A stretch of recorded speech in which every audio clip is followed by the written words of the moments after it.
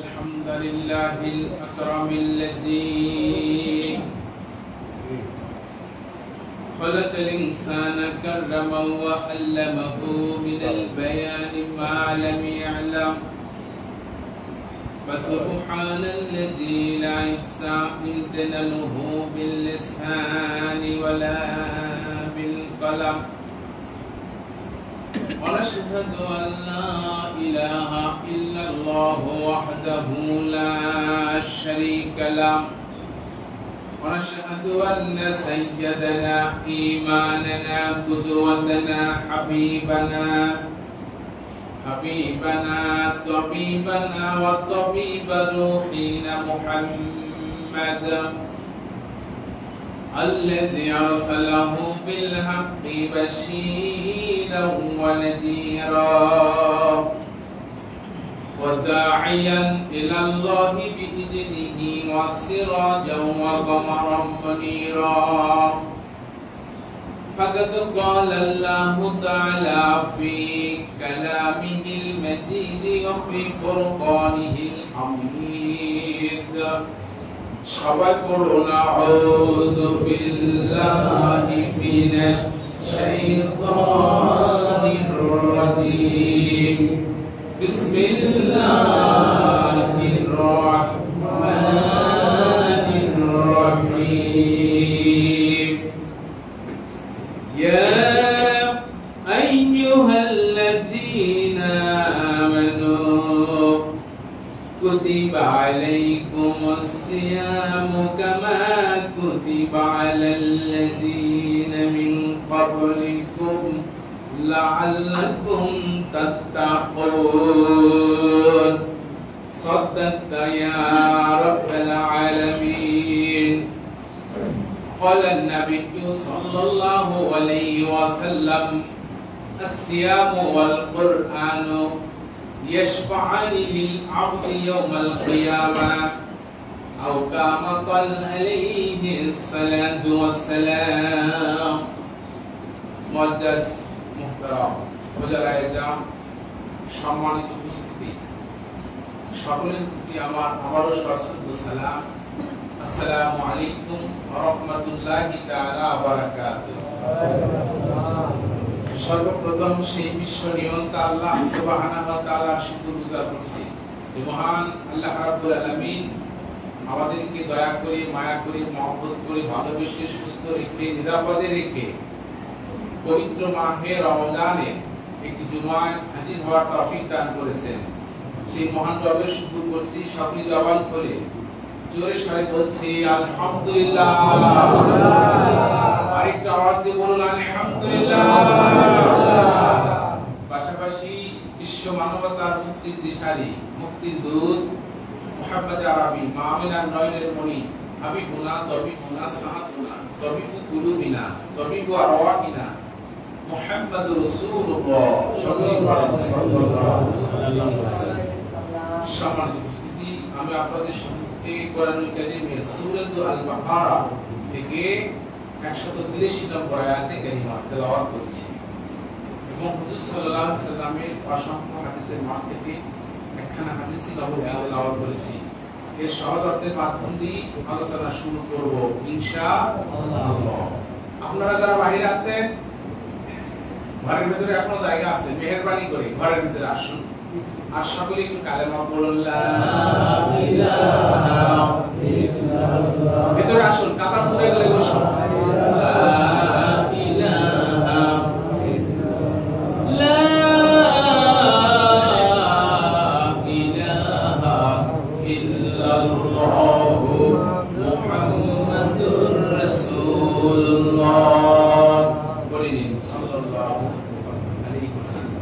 সবাইকে কাউসাস মিলে তেলাওয়াত করছি আবার তেলাওয়াত করুন আউযু বিল্লাহি মিনাশ শাইতানির রাজীম বিসমিল্লাহির রাহমানির রাহিম বিতাড়িত করদুত শয়তানের ওয়াসওয়াসা থেকে আল্লাহ তাআলা নিকট পানা চাই পরম করুণাময় আল্লাহ তাআলার নামে শুরু করছি আল্লাহ বলেন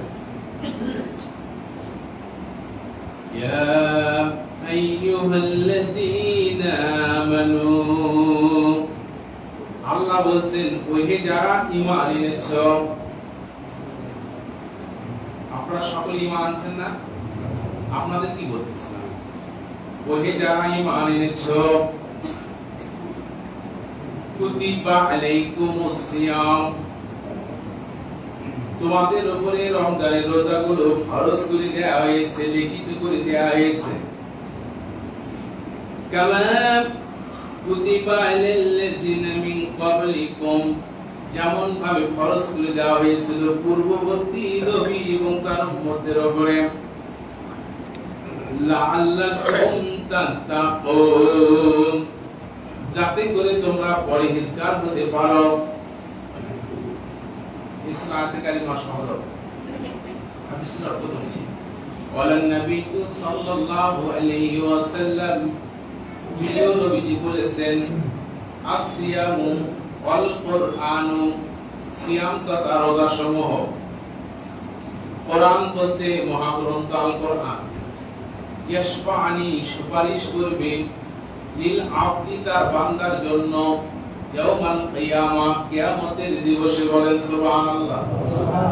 কিয়ামত দিবসে আপনার আমার পক্ষে যদি কোরআন থাকে, কিয়ামত দিবসে আপনার আমার পক্ষে যদি রোজার সাক্ষী দেয়, সুপারিশ করে, ভাইয়ের কোনো কারণ আছে নাকি? আমাদের আশা তো সেটাই, কি বলেন?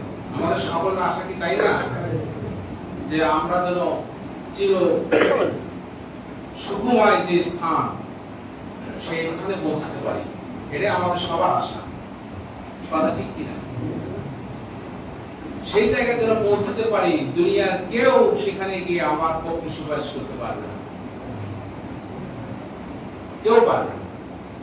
আমার দেশের রাষ্ট্রপতিও পারবে না, আমার দেশের প্রধানমন্ত্রী পারবে না, আমার এমপিও পারবে না। পারবে? পারবে। আমার দেশের রাষ্ট্রপতি, আমার দেশের প্রধানমন্ত্রী, আমার দেশের এমপি যদি আলেম শ্রেণীর হয়, হক্কানি আলেম হয়, সেই দিন আমার আপনার পক্ষে সুপারিশ করতে পারবে। বলেন সুবহানাল্লাহ।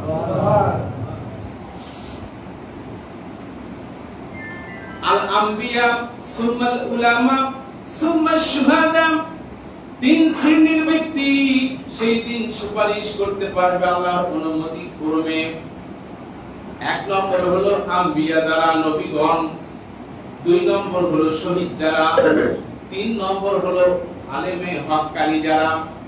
আলেমে হক্কানি থেকে যদি আমার দেশের রাষ্ট্রপতি হয়, আলেমে হক্কানি থেকে আমার দেশের প্রধানমন্ত্রী যদি হয়, আলেমে হক্কানি থেকে যদি আমার দেশের এমপিরা হয়, তারা কি আমাদের পক্ষে সুপারিশ করতে পারবে কি পারবে না বলুন?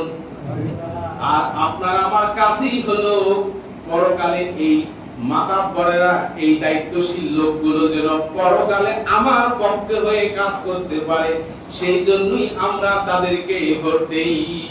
কথা ঠিক কি না? সম্মানিত উপস্থিতি, তাহলে এই রোজা, যে রোজা আপনারা আমরা ধারণ করেছি, এই রোজা আর এই কোরআন সুপারিশ করবে আমাদের পক্ষে। সকলেই চান না সুপারিশটা? চাই। বিশাল ফজিলতের হাদিস। কোরআন পক্ষে সুপারিশ করা মানে কি? রোজা পক্ষে সুপারিশ করা বিশাল মর্যাদা। কিন্তু প্রশ্ন হলো, এই দুইটা জিনিস যে আমার পক্ষে সাক্ষী দিবে, সুপারিশ করবে আল্লাহ জান্নাতে দাও, আমি যদি যত আকাম কুকাম আছে, যত শয়তানি তাগুতি পথ আছে, আমি যদি সেই পথে থেকে যদি রোজা করি, সেই পথেই থেকে যদি আমি এই কোরআনের তারাবির নামাজে দাঁড়িয়ে দাঁড়িয়ে সারা রাত শুনি, আর যত আকাম কুকাম আছে সব যদি আমার জীবনে চলমান থাকে, বলেন তো এই কোরআন এবং এই রোজা আমার পক্ষে সুপারিশ করবে নাকি? করবে না। তাহলে কি হতে হবে? একটু কমপ্লিট, হ্যাঁ, একজন ভালো মানুষ, পাপ মুক্ত জীবন বলার একজন মানুষ হওয়া লাগবে। পাপ মুক্ত জীবন আমরা গড়াবো কি জন্য, কিভাবে গড়বো, তার ট্রেনিং হচ্ছে, একটা প্রশিক্ষণ হচ্ছে। সামান্য উপস্থিতি, এই আয়াতে কারিমায় প্রথমে বলছেন, হে ঈমানদারগণ, ওহে যারা ঈমান এনেছো। কে বলছে কথা? আল্লাহ বলছে। কোরআনুল কারীমের ভিতরে এইভাবে ইয়া আইয়ুহাল্লাযিনা আমানু এই ধরনের আয়াত ৮৭টি রয়েছে। কয়টি?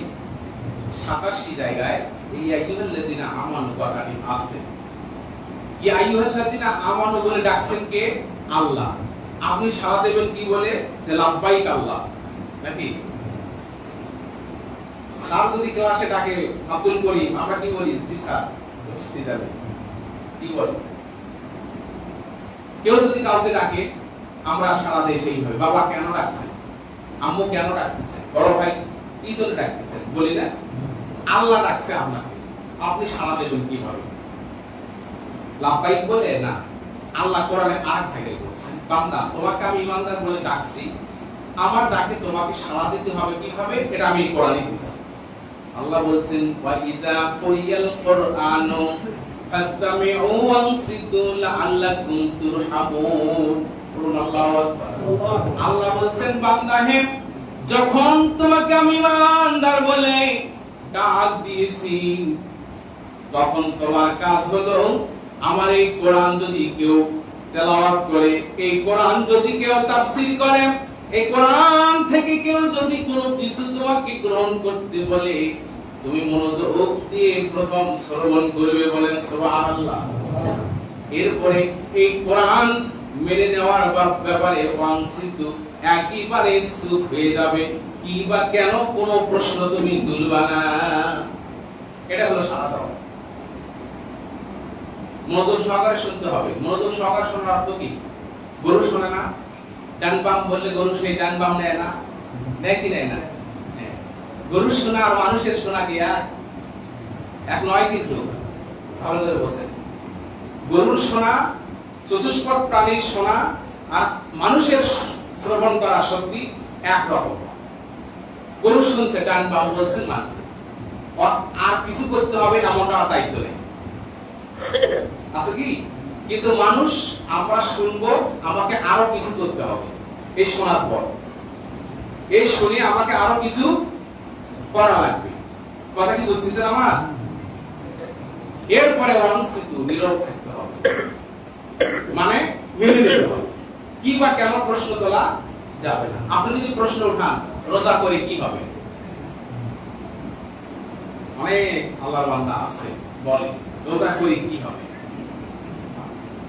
আল্লাহ বলছে কি, ইয়া আইয়ুহাল্লাযিনা আমানু, হে ঈমানদারগণ, কুতিবা ফরজ করে দেয়া হয়েছে রমজানের রোজা।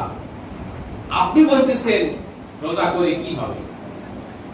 আল্লাহ আরেক জায়গায় বলছেন যে তোমাকে যে আমি ঈমানদার বলে ডাকছি, তোমাকে নীরব থেকে মেনে নিতে হবে আমার কথা, কোন কি বা কেন প্রশ্ন না উঠাইয়া। তুমি কেন বলতেছো রোজা করে কি হবে? কি বলে? আছে না নাই? কেউ যদি বলে রোজা করে কি হবে, বলেন সে ফাসিক অবস্থায় আছে না কুফর কাফের অবস্থায় আছে? বলেন। আপনারা না বললে আমি বলে দিই, সে কাফের অবস্থায় আছে। কেন? একটু বলে দেই। কাফের অবস্থায় কেন আছে? যে রোজা করে কি হবে সে বিধানটাকে অস্বীকার করতেছে। হ্যাঁ, সে অসুস্থ, সে রোজা করতে পারতেছে না, সেটা আলাদা। কিন্তু সে যদি বলে যে না আমি রোজাই করবো না, তাহলে সে বিধানটাকে অস্বীকার করলো কিনা? অস্বীকার করলো। আল্লাহ সেই কথাই বলতেছেন, বান্দা তোমাকে আমি ঈমানদার বলে ডাকছি, তোমার দুইটা কাজ। একটা, তুমি আমার কথা মনোযোগ সহকারে শুনবে এবং সেই জায়গা থেকে তুমি মানার চেষ্টা করবে, এবং কি বা কেন প্রশ্ন তুলবা না, মানতে থাকবে। বলেন সুবহানাল্লাহ। ঈমানদার বলে ডাকার পরে আল্লাহ বলতেছেন যে বান্দা তোমাকে ঈমানদার বলে ডাকলাম, এরপর তোমার আরো কিছু কাজ আছে, কাজ দেব। একজন স্টুডেন্ট স্কুলে যদি ভর্তি হয়, ভর্তি হলো, স্টুডেন্ট হলো, শেষ কি? কথা ভালো করে বোঝেন।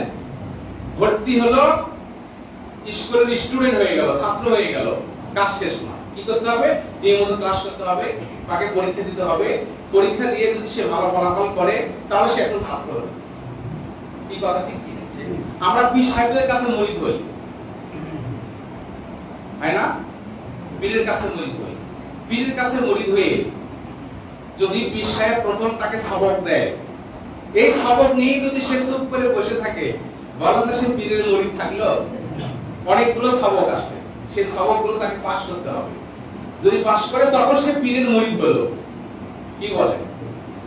এই কথাগুলো কেন বলতেছি? বলতেছি এই জন্য যে আল্লাহ আপনাকে আমাকে ইমানদার বলে ডাকছে, আর এই ইমানদারেরও কিছু সবক আছে, আল্লাহ সেই সবকগুলো দেয়। কি বলে? এই আয়াতের ভিতরে ইমানদারদের যে সবকটা আল্লাহ দিবেন সেটা কি বলেন তো? রোজা। আসিয়া আল কোরআন, এই যে রোজা, এই রোজাটা হলো আমাদেরকে আল্লাহ পাক সবক দিবেন। এই রোজা তোমাকে পালন করতে হবে। এই রোজা তুমি অস্বীকার যদি করো, তুমি কুফরি হয়ে গেলা, তুমি কাফের হয়ে গেলা। কি কথা বুঝতে পারলাম? খুব ভালো করে বোঝেন। এই রোজার মূল লক্ষ্য উদ্দেশ্য আছে, প্রত্যেকটা জিনিসের লক্ষ্য উদ্দেশ্য আছে, আছে না নাই?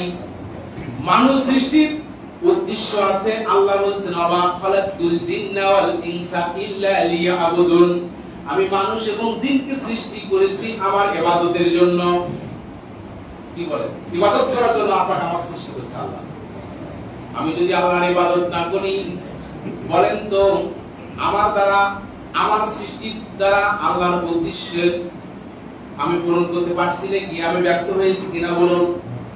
মুসলমান ভাইয়েরা, এই যে আমি যে কথা বলতেছি, এই কথাটা মাউথপিসে বলতেছি, মাইক্রোফোনে বলতেছি, এই কথাটা কেন মাইক্রোফোনে বলতেছি? আমার কথাটা আপনারা যেন শোনা পান সবাই। কি বলেন? এটা লক্ষ্য উদ্দেশ্য আছে যে ছোট কথাকে বড় বলবে, কথা ঠিক কিনা? কিন্তু এই মাইক্রোফোন যদি ছোট কথাকে বড় করতে না পারে, কথাই যদি না আসে, বলেন তো এই মাউথপিসটা থাকবে নাকি? বলেন, কোথায় রাখবে? ভাঙনি হাড়ি? এটা চলে না। মুসলমান ভাইয়েরা, এই কথা কেন বলতেছি শুনুন। আপনাকে আমাকে সৃষ্টির একটা লক্ষ্য উদ্দেশ্য আছে, সেই লক্ষ্য উদ্দেশ্য যদি আপনি আমি পূরণ করতে না পারি, আল্লাহ আমাদেরকে ওই ভাঙনি হাড়ি ফেলে দেওয়ার মতো জাহান্নামে ফেলাইয়া দিবে। কি কথা ঠিক কিনা? এই রোজার মূল লক্ষ্য উদ্দেশ্য আছে। রোজার মূল লক্ষ্য উদ্দেশ্য আল্লাহ কোরআনে বলছেন লাআল্লাকুম তাত্তাকুন। আল্লাহ বলছেন বান্দা, এই রোজার দ্বারা তোমাকে আমি পরহেজগার বানাইতে চাই। এই রোজার দ্বারা আপনি আমি পরহেজগার হইছি কিনা, তাকওয়াবান হইছি কিনা, তার প্রমাণ কি? হইছি কিনা তার প্রমাণ কি পাবো? তার প্রমাণ আছে আপনার জীবনে। আপনি যদি ৫ ওয়াক্ত নামাজি না হয়ে থাকেন, রমজানের আগে ৫ ওয়াক্ত নামাজ পড়েন নাই, কিন্তু রোজা আসার পরে ৫ ওয়াক্ত নামাজ শুরু করেছেন, ৫ ওয়াক্ত পড়তে আছেন, রোজা বিদায় হয়ে গেছে, আপনি ৫ ওয়াক্ত পড়তেই আছেন আর নামাজ ছাড়েন না, আল্লাহ পাক আপনাকে যে জন্য যে উদ্দেশ্যে রোজা দিয়েছেন, সেই রোজার উদ্দেশ্য আপনার দ্বারা হাসিল হয়ে গেছে। বলেন সুবহানাল্লাহ। কথা কি বুঝতেছেন? ৫ ওয়াক্ত নামাজ আপনি আগে পড়েন, এখন পড়তেছেন এবং পড়তেই আছেন, আপনার আধ্যাত্মিক উন্নতি হয়ে আপনি তাকওয়াবান হয়ে গেছেন, পরহেজগার হয়ে গেছেন। বলেন সুবহানাল্লাহ। মুসলমান ভাইয়েরা, খুব ভালো করে বোঝেন তাকওয়াটা কেমন জিনিস। তাকওয়াটা হলো এমন জিনিস, পাপের কাছ থেকে নিজেদেরকে বাঁচে থাকা লাগবে। তাকওয়া শব্দের মূল বর্ণ হলো ওয়াকিয়ুন, নিজেকে রক্ষা করা, পাপ থেকে মুক্ত রাখা। বলেন সুবহানাল্লাহ। আপনি আমি যে পরহেজগার, তার প্রমাণটা কি? প্রমাণ হলো আপনার আমার মাঝে যদি হারাম থাকে, হারাম খেয়ে খেয়ে যদি আপনি আমি রোজা পালন করি থাকি, তাহলে বুঝতে হবে রোজার দ্বারা আমার লক্ষ্য উদ্দেশ্য হাসিল হয়নি। কি বলেন? রমজান মাসে সুদখোর মানুষ যারা রোজা থাকে কি থাকে না বলেন? ঘুষখোরেরা রোজা থাকে কি থাকে না বলেন? হারামখোর যারা আছে, সরকারি মাল যারা আত্মসাৎ করেন, এই শ্রেণীর মানুষগুলো রমজান মাসে রোজা আছে না নাই বলেন? যে অফিসার স্বাক্ষরে তার ফাইল পার হয়, এই স্বাক্ষরে ফাইল পার করার সময় লাখ লাখ টাকা ঘুষ নেয়, সেও রোজা আছে না নাই বলেন? ভালো করি আছে না নাই? আছে। রমজান মাসে যদি ঘুষের টাকা নিয়ে যান, তারা বলে রোজা আছে। মাগরিবের পরে দেখা করো, কি বলে? প্রশ্ন হলো আল্লাহ বলছেন লা আল্লাহ কুন তাত্তাকুন, বান্দা তোমাকে পরহেজগার বানাইবার জন্য আমি রোজা দিয়েছি। বলে সুবহানাল্লাহ। পরহেজগার কি? তুমি যতদিন থাকবা পাপের কাজ করতে পারবা না, যতদিন থাকবা আমার আইন আমার হুকুম তোমাকে মেনে চলতে হবে, এই লক্ষ্য উদ্দেশ্যে আমি তোমাকে রোজা দিয়েছি। রমজান মাসে সুদখোর চেষ্টা করে সুদের টাকা আমি দেরি করব না, ঘুষখোর চিন্তা করে যে মায়ের কাছ থেকে টাকা নেব, মা ভালো করে টাকা কামাই করে, বাবা ভালো করে কামাই করে। আপনার চেতনা যদি এই হয়, আপনাকে যদি আল্লাহ থেমে দেয়, হে হারাম করে থেমে যান, তোর হারাম দিয়ে রোজা পালন করিস না, আমি আল্লাহ গ্রহণ করব না, এই রকম তুমি যখন থেমে গেলে হারাম করে হয়ে, তোমাকে এই জায়গা থেকে শিক্ষা গ্রহণ করা লাগবে। রমজান মাসে সাহরি ইফতারি হারাম দিয়ে যেমন করা যায় না, আমি থেমে গেলাম, আমি আল্লাহর কাছে তওবা করলাম, আর যতদিন বেঁচে থাকবো কোনদিন হারামের ধারের কাছে যাব না। আল্লাহ বলেন লা আল্লাহ কুন তাত্তাকুন, তোমার পরহেজগারি হাসিল হয়ে গেছে। কালেমা পড়ে লা ইলাহা ইল্লাল্লাহ, ওয়াজ করে লা ইলাহা ইল্লাল্লাহ, লা ইলাহা ইল্লাল্লাহ, লা ইলাহা ইল্লাল্লাহ মুহাম্মাদুর রাসূলুল্লাহ। সাল্লাল্লাহু আলাইহি ওয়াসাল্লাম। মুসলমান ভাইরা, খলিফা, দ্বিতীয় খলিফা আমিরুল মুমিনিন হযরত ওমর রাদিয়াল্লাহু তাআলা আনহু, ওনার জীবনী থেকে আমাদেরকে শিক্ষা গ্রহণ করে জীবন গড়তে হবে। কথা ঠিক কি না? সাহাবীদের জীবনী থেকে আমাদেরকে শিক্ষা গ্রহণ করতে হবে, পয়গম্বরদের জীবনী থেকে আমাদেরকে শিক্ষা গ্রহণ করতে হবে। হবে কি হবে না বলেন? লা আল্লাহ কুন তাত্তাকুন, এটার উদাহরণ দিতে গিয়ে হযরত ওমর রাদিয়াল্লাহু তাআলা আনহুর একটি কথা আমার মনে পড়ে গেল। হযরত আমিরুল মুমিনিন হযরত ওমর রাদিয়াল্লাহু তাআলা আনহু রাষ্ট্রীয় কাজে রাত্রি বেলা নিয়োজিত আছেন, হিসাব নিকাশ হচ্ছে, মোমবাতি লাগায়া হিসাব নিকাশ করতেছেন। দেখেন তাকওয়া কারে বলে। এমন সময় হযরত আলী কাররামাল্লাহু ওয়াজহাহু হযরত ওমর রাদিয়াল্লাহু তাআলা আনহুর কাছে সামাজিক একটা কাজ নিয়ে তিনি উপস্থিত হয়ে গেছেন, পারিবারিক একটা কাজ নিয়ে উপস্থিত হয়ে গেছে। হযরত ওমর রাদিয়াল্লাহু তাআলা আনহু বলেন, হে দিনী ভাই আলী কাররামাল্লাহু ওয়াজহাহু, কি জন্য আসলেন? বলতেছেন যে আমি এসেছি এই জন্য যে আমার পারিবারিক একটা সমাধান পাওয়ার জন্য। হযরত ওমর রাদিয়াল্লাহু তাআলা আনহু এই কথা শোনার সাথে সাথে মোমবাতিটা নিভিয়ে দিলেন। বলেন সুবহানাল্লাহ।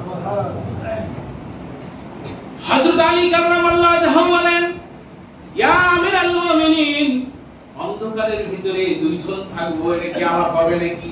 হযরত ওমর বলেন, হে আলী, যে মোমবাতিটা আমি লাগাইছি এটা রাষ্ট্রীয় টাকার। বলেন সুবহানাল্লাহ। এখন যে আলোচনা হবে, এই আলোচনাটা হবে আমাদের ব্যক্তিগত ব্যাপার। এই ব্যক্তিগত ব্যাপার আর রাষ্ট্রীয় অর্থ দিয়ে আমি আলাপ করব। আমি আমিরুল মুমিনিন দ্বিতীয় খলিফা ওমর, আমার জীবনে এই শিক্ষা যদি আমি রেখে যাই, আমার যারা উত্তরসূরি হবে ওরা সরকারি মাল রাখবে না, সরকারি মাল সব তছনছ করে খেয়ে ফেলবে। এই যে তাকওয়া, দেখেন কি ধরনের তাকওয়া। মুসলমান ভাইয়েরা, রোজা কি জন্য আসছে? আমাদেরকে তাকওয়াবান পরহেজগার বানাইবার জন্য। আজকে রমজান মাসে রোজা রেখে আমি আপনি আমাদের সামনে মিথ্যা বলার সুযোগ আসলেও, মিথ্যা সাক্ষী দেওয়ার সুযোগ আসলেও, মিথ্যা কথা বলার সুযোগ আসলেও আপনি আমি থেমে গেছি। আল্লাহ বলছেন, হে মিথ্যাবাদী, থেমে যা, রোজা আছিস, থেমে যা, মিথ্যা বলিস না, মিথ্যা সাক্ষী দিস না, মিথ্যা মামলা করিস না, থেমে যা। আমরা থেমে গেছি, কথা ঠিক কিনা বলুন? যে সমস্ত ভাইয়েরা মিথ্যা বলার অভ্যাস, মিথ্যার পক্ষে যারা সাপোর্ট করতে অভ্যাস, মিথ্যার যারা সাক্ষী দিতে রাজি থাকেন, মিথ্যা মামলা করতে যারা রাজি থাকেন, রমজান মাসেও তারা থেমে গেছে। আল্লাহ বলেন, বান্দা হে, এই যে রমজান মাসে তুমি মিথ্যা বলা থেকে থেমে গেলা, আমার হুকুম মানলা, যতদিন তুমি বেঁচে থাকবা এই রোজা থেকে তুমি যদি এই শিক্ষা গ্রহণ করে মিথ্যার ধারের কাছে যদি তুমি আর না যাও, তাহলে তোমার দ্বারা রোজার মূল লক্ষ্য উদ্দেশ্য লাআল্লাকুম তাত্তাকুন হাসিল হয়ে গেছে। খারাপ লাগতেছে? কালেমা পড়ে লা ইলাহা ইল্লাল্লাহ, আওয়াজ করে লা ইলাহা লা ইলাহা ইল্লাল্লাহ মুহাম্মাদুর রাসূলুল্লাহ।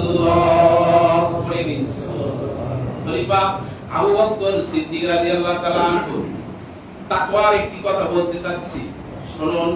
লাআল্লাকুম তাত্তাকুন, পরহেজগারি হাসিল করতে হবে এই জায়গাগুলো থেকে শিক্ষা নিয়ে নিয়ে। কথা ঠিক কিনা মুসলমান ভাইরা? হযরত আবু বকর রাদিয়াল্লাহু তাআলা আনহুর গোলাম বাজার থেকে খাবার ক্রয় করে নিয়ে আসেন। খাবার গ্রহণের পূর্বে আবু বকর সিদ্দিক প্রতিদিন জিজ্ঞেস করেন, এটা কোথায় থেকে নিয়েছো, কার কাছ থেকে নিয়েছো, কিভাবে নিয়েছো, কুশলাদি জিজ্ঞেস করে। কিন্তু একদিন আবু বকর সিদ্দিক খাবার খেয়েছেন, জিজ্ঞেস করেন নাই। গোলাম বলতেছেন, হে আমিরুল মুমিনিন, প্রতিদিন জিজ্ঞেস করেন, আজকে আপনি জিজ্ঞেস করলেন না, কারণটা কি? হযরত আবু বকর বলেন, আজকে বড় ক্ষুধা পেয়েছি, খেয়ে নিয়েছি। বলে সুবহানাল্লাহ। গোলাম বলতেছেন, ইয়া আমিরুল মুমিনিন, আমি বলতেছি, আমি সত্য বলতেছি, আমি আপনার গোলাম, আপনার কাছ থেকে আমি সত্য শিখেছি, সত্য বলতেছি, সত্য বলতেছি। আবু বকর সিদ্দিক বলেন, বলো কি ঘটনা? এই সময় গোলাম বলতেছেন যে জাহিলি যুগে আমি যখন ইসলাম গ্রহণ করি নাই, তখন আমি তন্ত্র মন্ত্রতে বিশ্বাসী ছিলাম। মন্ত্র পড়ে পড়ে মানুষকে ফু দিতাম, মন্ত্র পড়ে ফুটাইতেছিলাম। আমি দেখি এক জায়গায় বিবাহের অনুষ্ঠান, ভালো খাবারের ব্যবস্থা হচ্ছে। আমি তাদেরকে জিজ্ঞেস করলাম, আমি অমুক ব্যক্তি, আমি তোমাদের এই উপকার ওই উপকার করেছি মন্ত্র দিয়া, আমাকে কিছু খাবারের ব্যবস্থা করে দাও। তখন আমাকে তারা খাদ্য মজুদ করে দিল, বেঁধে দিল। সেই খাবারটুকু আমি নিয়ে এসেছি, আপনি তা খেয়েছেন। হযরত আবু বকর সিদ্দিক লাআল্লাকুম তাত্তাকুন, আল্লাহর ভয় সিনার মধ্যে কিভাবে ধারণ করেছেন শুনুন। আবু বকর সিদ্দিকের চেহারাটা, নূরানী চেহারাটা মলিন হয়ে গেল। উনি চেষ্টা করতেছেন ওনার ভিতরে যে খাবারটুকু ঢুকাইছেন, গলায় হাত দিয়ে খাবারটুকু বের করার জন্য তিনি বলতেছেন, তন্ত্র মন্ত্র দিয়ে তুমি যে খাদ্য কামাই করেছো, এই খাদ্য আমি তাকওয়াবান পরহেজগার হয়ে গ্রহণ করতে পারি না। মুশরিকদের এই মুশরিকি কায়দার খাবার আমি গ্রহণ করতে পারি না। সুতরাং এগুলো আমি আমার ভিতর থেকে বের করব। নানান চেষ্টা করেও বের হচ্ছে না। উপস্থিত একজন সাহাবী, বুদ্ধিমান মানুষ, জ্ঞানী মানুষ বলছেন, ইয়া আমিরুল মুমিনিন, আপনাকে এক গ্লাস পানি পান করা লাগবে। উনি পানি পান করে যখন গলায় হাত দিয়েছেন, সব খাবার বের হয়ে গেছে। কি তাকওয়া! আর আমরা খালি পরের পকেটের দিকে আমাদের নজর। কি বলেন? পরের পকেটের দিকে সব হুজুরদেরও, অনেক হুজুরেরও নজর। কি বলেন? পিছায় হুজুরদের আরো বেশি। কি বলতেছি নাকি? নজর আমরা ঠিকভাবে না দিলে আপনাকে সিলিউট করবে। কথা ঠিক কিনা? আর আমরা ইমাম যারা, আমরা ইমামদের ভিতরে অনেক ইমাম আছি, শুধু আমরা পরের পকেটের দিকে তাকাই, সভাপতির পকেট, মসজিদ কর্তৃপক্ষের পকেটের দিকে তাকাই। মাসের পর মাস এই টাকা দিয়ে কি চলে? আমাকে আরো টাকা বেশি করে দেন, আমাকে আরো টাকা বেশি করে দেন। কি কথা ঠিক কিনা? আমাদের টার্গেট শুধু টাকা, পরের পকেটের দিকে। আর আমিরুল মুমিনিন কিভাবে জীবন করেছেন, কিভাবে তাকওয়া অর্জন করেছেন। আর সরকারি মাল সব আত্মসাৎ করে, তছনছ করে নিজের দেশে তারা থাকতে পারতেছে না, বিভিন্ন দেশে চলে যাচ্ছে। আমরা বর্তমানে যারা দায়িত্বশীল আছে তাদের জন্য আমরা দোয়া করব, তারা যেন এই সরকারি মাল কন্ট্রোল করতে পারে, নিয়ন্ত্রণ করতে পারে, জনগণের কল্যাণে যেন তারা ব্যয়ভার বহন করতে পারে, জনগণের জন্য কল্যাণ করতে পারে।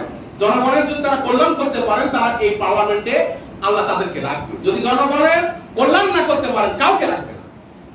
এই কথা ঠিক কিনা? সম্মানিত উপস্থিতি, আমরা এই রোজার দ্বারা তাকওয়া অর্জন করব, পরহেজগারি হাসিল করব। মিথ্যা বলা ছেড়ে দিছি, আর মিথ্যে জীবনে বলবো না, মিথ্যে সাক্ষী দেব, মিথ্যে মামলা মোকদ্দমা করব না। কি বলেন?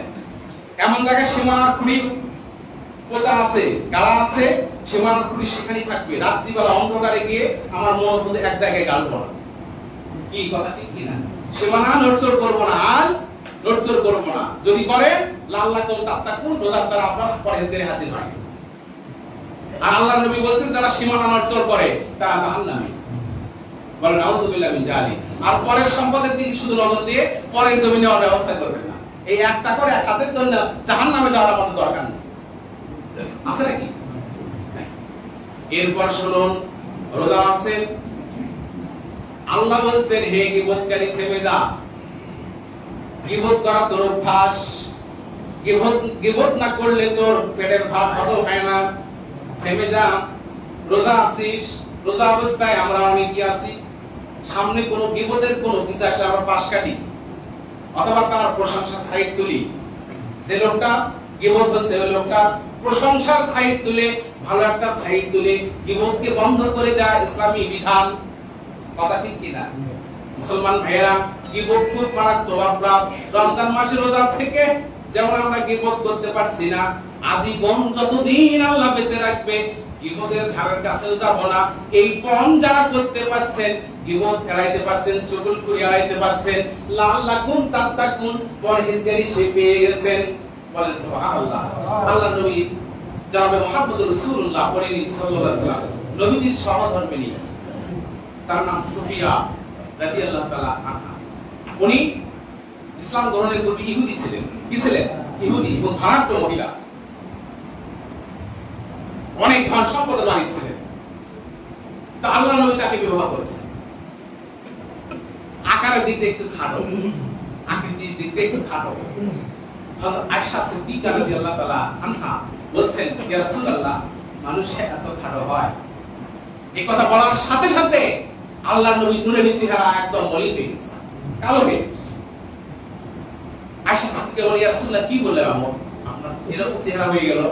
আয়েশা, শোনো, তুমি যে শব্দটা ব্যবহার করেছো, এই শব্দটার যে পাপটুকু হয়েছে, এই পাপটুকু কোন সমুদ্রে ছেড়ে দিলে সমুদ্রের পানিটুকু কালি হয়ে যাবে। একটা শব্দ দ্বারা মাত্র খাটো বলছে, এটাকে নবী বলছেন, এটাকে বলবে। সম্মানিত উপস্থিতি, তাহলে আমরা কত ডজনে গল্প বুঝবো? আমাদের কি বলেন, হাজার হাজার গল্প বুঝবো। হোটেল রেস্তোরাঁয় বসে অমুক হুজুরের এই হয়েছে, অমুক মানুষের এই হয়েছে, নানান কথা। রোজা রেখে কিন্তু থেমে গেছি আমরা। থেমে যান নাই? যারা থেমে যান নাই তার রোজার 4 বছর মূল্য নেই আল্লাহর কাছে। এই সমস্ত পাপগুলো থেকে থেমে যেতে হবে আমাদেরকে। কোন দিন? কয়দিন? ঈদের পরেই আজীবন আজীবন আজীবন আমাদের চরিত্র গঠন করতে হবে এইভাবে, পরহেজগারিতে। আল্লাহ তৌফিক দিন, সঠিক পড়ে আমিন। এই বলে আলোচনা শেষ করছি। ওয়া আখিরু দাওয়ানা আলহামদুলিল্লাহি রাব্বিল আলামিন।